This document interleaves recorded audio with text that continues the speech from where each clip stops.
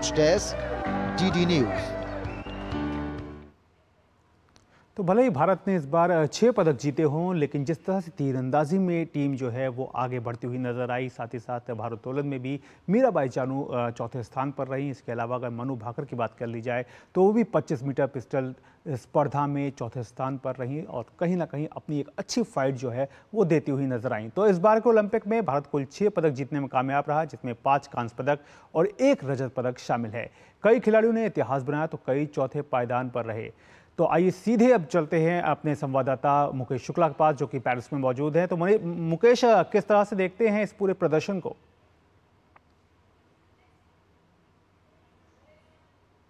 35वां Olympic जो Paris में आयोजित हुआ, ये कई तरह से कई मायनों में याद किया जाएगा। वहीं भारत भी इसे अलग तरीके से देखेगा, क्योंकि यहाँ पर भारतीय एथलीट जो थे वो 117 एथलीट यहाँ पर पहुंचे थे प्रतियोगिता में, जिन्होंने अपना दमखम दिखाया, जिसमें हमारे 6 एथलीट्स ऐसे रहे जिन्होंने यहाँ पदक जीते, जिसमें 5 ब्रॉन्ज और 1 सिल्वर पदक हमने हासिल किया, जो नीरज चोपड़ा ने सिल्वर जिताया। लेकिन कई सारे यहाँ रिकॉर्ड भी देखने को मिले, जिसमें खास तौर पर मनु भाकर, जो कि एक ही एडिशन में 10 मीटर पिस्टल से 2 पदक जीतने वाली पहली भारतीय महिला निशानेबाज बनी, जिन्होंने एक ही संस्करण में 2 पदक जीते। वहीं नीरज चोपड़ा ने एथलेटिक्स में पहले टोक्यो में गोल्ड और फिर यहाँ सिल्वर जीता, यानी वो भी एक लौते ऐसे एथलीट बने जिन्होंने बैक टू बैक एडिशन में यहाँ पदक जीता। वहीं कुछ ऐसे नए खिलाड़ी थे, सरबजोत सिंह, स्वप्निल कुसाले, जिन्होंने अपने पहले ही एडिशन में शानदार प्रदर्शन करके भारत को पदक दिलाया। और साथ ही साथ इस पूरे टूर्नामेंट में भारतीय खिलाड़ियों ने तो अपना जलवा बिखेरा। उसमें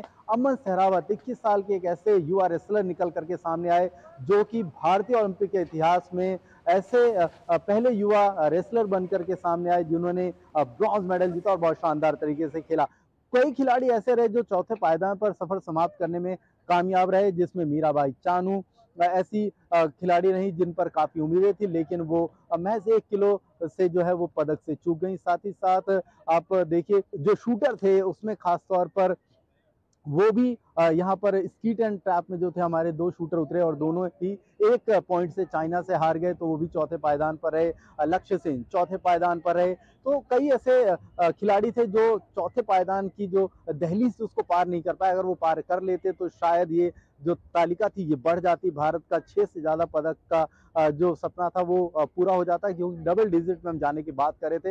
लेकिन ये कुछ ऐसे एथलीट्स थे, वहीं कई ऐसे एथलीट्स थे जिन्होंने अपनी मौजूदगी दर्ज कराई। आर्चरी में हमारी जो टीम थी, महिला टीम, वो सेमीफाइनल में पहुंचने में कामयाब रही। वहीं ऐसे ही धीरे धीरे खिलाड़ियों ने अपना कोशिश किया। वहीं आप देखेंगे 3000 में साबले ने किस तरह से क्वालिफिकेशन की बाधा को पार करी और उसके बाद वो फाइनल में पहुंचे, तो उनके लिए भी एक बड़ा यादगार रहा ये ओलंपिक, क्योंकि ऐसा कम देखने को मिला है 3000 एथलीट स्टेपल चेज में कोई खिलाड़ी पार कर पाया हो इससे पहले। तो ये वो खिलाड़ी थे जो बहुत अच्छे से खेले और कई ऐसे इवेंट्स में हमारे खिलाड़ियों ने अपना दबदबा दिखाया। लेकिन ओवरऑल जो दबदबा था वो अमेरिका, चाइना, जापान और ऑस्ट्रेलिया ने हथिया लिया, जिन्होंने बहुत शानदार तरीके से परफॉर्मेंस दी।